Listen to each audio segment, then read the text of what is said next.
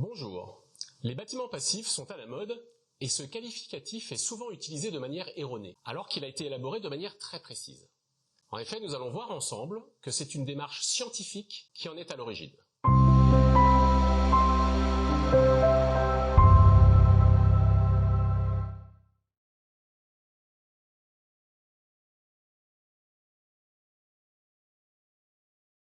Je vous propose tout d'abord quelques faits historiques précédant la naissance de la construction passive, puis on verra comment elle est apparue, et enfin on s'intéressera à la démarche générale à mener pour en concevoir une.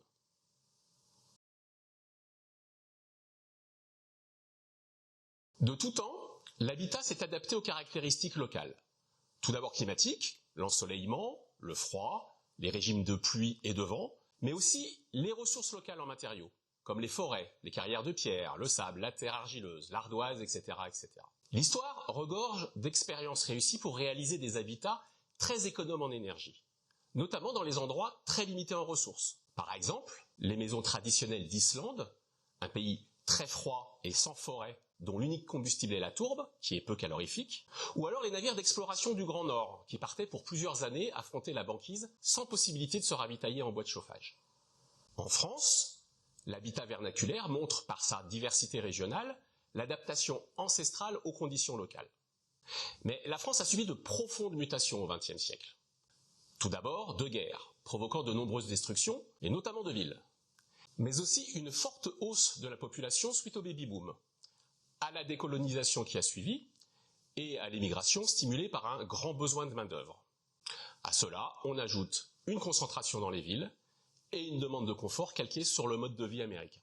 D'où la prépondérance de la construction en béton, matériau économique et disponible en grande quantité, qui permet une industrialisation poussée, ainsi que la généralisation du chauffage central, puisque l'énergie était maintenant abondante, et notamment grâce au pétrole.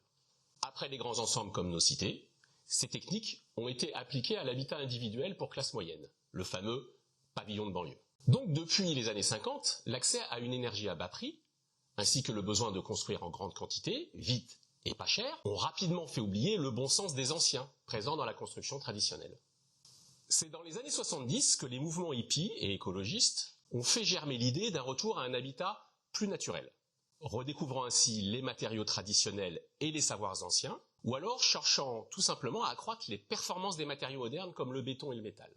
En résumé, ils cherchaient à limiter les déperditions, à profiter des apports solaires et à se protéger des vents dominants. Bref, à être sobre en consommation d'énergie. La crise énergétique de 73 renforça leur démarche, mais il faut bien avouer que cela n'a pas révolutionné le monde. Tout cela est resté plutôt confidentiel, puisque très expérimental, et peu réplicable, car basé principalement sur de l'autoconstruction. Cependant, cela a permis de poser les bases de la construction bioclimatique et des premières recherches en physique du bâtiment. On commence à parler de résistance thermique, d'inertie du bâtiment, de déphasage de matériaux, d'effusivité, etc., etc. Si vous souhaitez en savoir plus, je vous conseille l'excellent ouvrage de Jean-Pierre Oliva, qui a longtemps été mon livre de chevet. Prenez le temps de le commander, tranquillement, chez votre librairie de quartier plutôt que dans les usines à livres. Vous ferez du bien à tout le monde. C'est donc bien sur les bases du bioclimatisme que le concept de maison passive a émergé.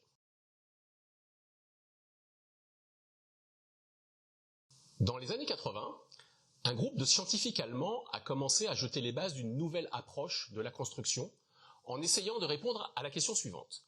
Comment réduire la dépendance des futurs bâtiments à une énergie promise à se raréfier? Ainsi, à l'issue de leurs travaux, un certain Wolfgang Fest créa le Passivhaus Institut à la fin des années 1980. À ce stade-là, il est intéressant de détailler la piste de leur réflexion et des conclusions auxquelles ils ont abouti. Pour faire simple, l'habitat tel qu'il était construit à l'époque avait de nombreuses déperditions d'énergie. À travers les parois opaques comme les murs, le sol et la toiture, à travers les parois vitrées, et par toutes les fuites d'air des jonctions des éléments de la construction, entre les menuiseries, la charpente, dans les combles, etc. Il en résulte donc le besoin de compenser ces pertes par l'apport d'une grande quantité de chaleur, et donc beaucoup d'énergie pour la produire. Et le meilleur moyen de véhiculer de la chaleur est d'utiliser l'eau. En effet, c'est un liquide C'est donc facile de le faire circuler, il est abondant, économique, et surtout l'eau est le matériau avec la meilleure capacité thermique, c'est-à-dire la capacité à stocker de la chaleur. Alors, pour vous en convaincre, je vous propose le petit test suivant. Sortez nu en hiver dans un air à 0 degré. Au bout de 10 minutes, vous serez frigorifié, sûrement enrhumé, mais vous serez rapidement réchauffé avec un bon café, par exemple. Plongez-vous maintenant dans de l'eau à la même température. Votre cœur s'arrêtera au bout de quelques minutes. L'eau, en effet, peut stocker et restituer une très grande quantité de chaleur. Beaucoup plus que tous les autres matériaux. Par exemple, l'eau stocke 1,2 fois plus d'énergie que le métal, 4 fois plus que le bois, et plus de 3000 fois plus que l'air. Alors, retenez bien cette comparaison, parce qu'elle va nous servir un petit peu plus tard. Donc, l'eau est idéale pour apporter de la chaleur dans toute la maison. Une chaudière, des tuyaux et des radiateurs dans chaque pièce. Le problème, c'est que ce système est très peu performant, car les rendements à chaque étape sont vraiment médiocres. Celui de la chaudière, tout d'abord, une partie non négligeable de la chaleur sortant par le conduit de fumée, ou par la chaudière elle-même. Puis ensuite les pertes des tuyaux, de leur traversée à travers les dalles, les caves, les étages, etc. Et enfin celui des radiateurs, nécessitant de l'eau très chaude pour chauffer de l'air qui, rappelons-le, ne peut pas contenir beaucoup de chaleur.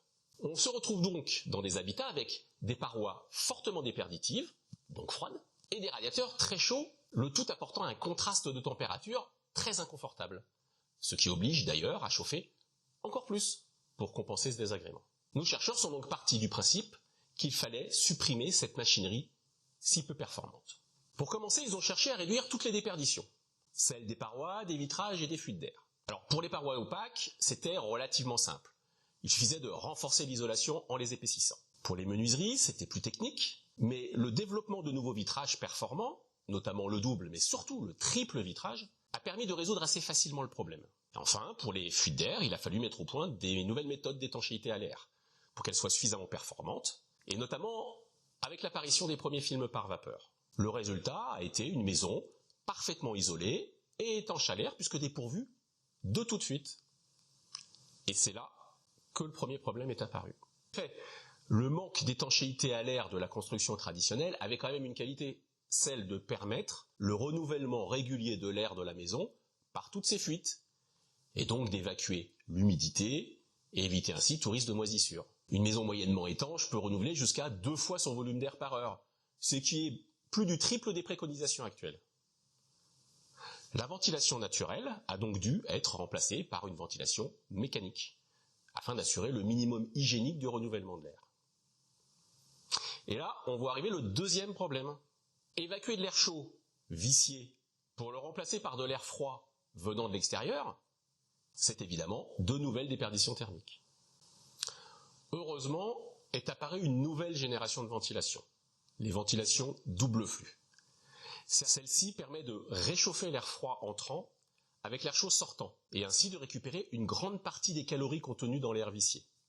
Ainsi, une bonne double flux permet de récupérer jusqu'à 90% des calories évacuées. À ce stade, on se retrouve donc avec un bâtiment avec très peu de déperdition thermique et plutôt sain pour ses habitants. Maintenant, regardons du côté des apports qui peuvent compenser ces pertes, certes faibles, mais qui existent quand même.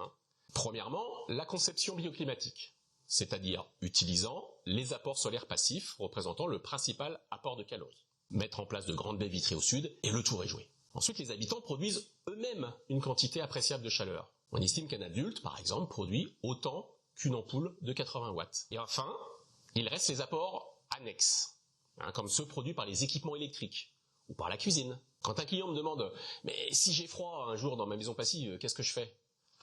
Faites un gratin et vous serez chauffé pour toute la journée. Nos chercheurs allemands ont donc modélisé d'un côté les pertes du bâtiment et d'un autre les apports thermiques, et ainsi défini les conditions pour que le solde soit la plupart du temps positif. Alors, il reste malgré tout certains cas où les gains ne compensent pas suffisamment les pertes. Prenons par exemple une longue journée nuageuse d'hiver, pas très froide, mais avec un apport solaire faible, cette journée nécessitera un apport supplémentaire de chaleur. Mais je vous rappelle que l'objectif est de se passer de chauffage central, donc d'un réseau dédié exclusivement à la distribution de chaleur. Donc là, on a plusieurs solutions. Soit on installe des petits radiateurs électriques dans toutes les pièces, ce qui est plutôt cher, pas très esthétique, ça prend de la place sur les murs, etc., etc. Soit on place une résistance thermique sur le seul réseau disponible de la maison, et qui est celui du renouvellement de l'air. Alors là, plusieurs solutions. Soit on installe des petits radiateurs électriques dans toutes les pièces, ce qui est cher, pas très esthétique et qui prend de la place sur les murs. Soit on place une résistance sur le seul réseau disponible dans la maison, qui est celui du renouvellement de l'air. Or, on a vu précédemment que l'air ne pouvait pas véhiculer beaucoup de chaleur, d'autant plus que les débits d'air de ventilation sont plutôt faibles, pour justement ne pas les ressentir. Il est donc nécessaire d'ajuster les performances de la maison sur les capacités de la ventilation à distribuer l'air chaud de façon confortable, c'est-à-dire un air à faible vitesse et pas trop chaud. Et c'est ainsi que nos chercheurs allemands ont calculé que le besoin de chauffage maximum pour atteindre cet objectif est de l'ordre de 15 kWh par mètre carré par an. C'est donc à ce niveau qu'on fait l'économie d'un réseau de chauffage, ce qui va financer une partie du surcoût de la performance.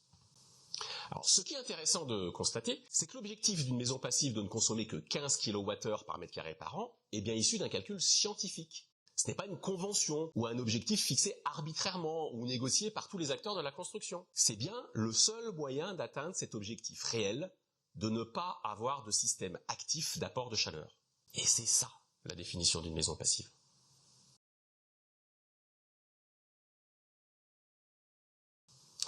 Notre équipe de chercheurs allemands, ayant réussi ainsi à élaborer un concept de maison performante, il ne lui restait plus qu'à le tester grandeur nature.